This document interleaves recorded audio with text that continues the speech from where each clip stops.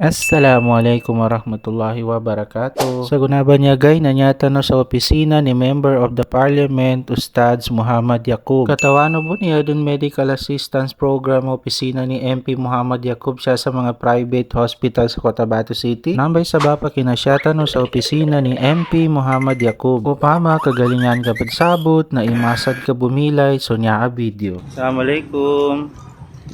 Yan yata sa guna sa opisina ni MP Muhammad Yaqub, si Ustads Muhammad Yaqub.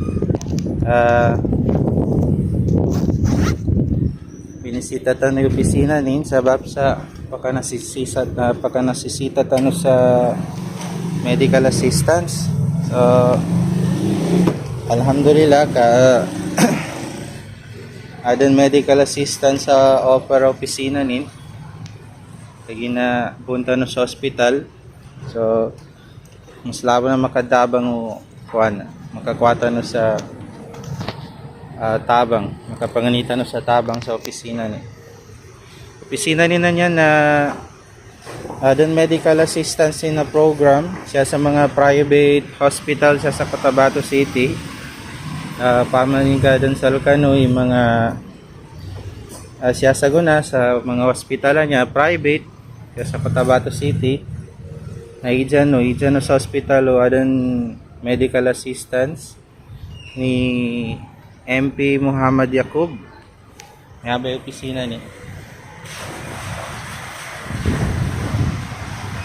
So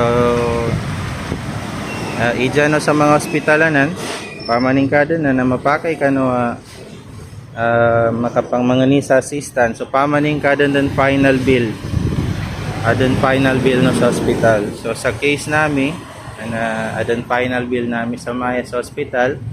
Alhamdulillah sa Maya nakakuha ko rin sa assistance sa opisina ni Ustads Muhammad Yaqub, MP Muhammad Yaqub. So Bangsamoro pamaning karon pa ka nasisita sa assistance siya ka no sa opisina ni MP Muhammad Yaqub.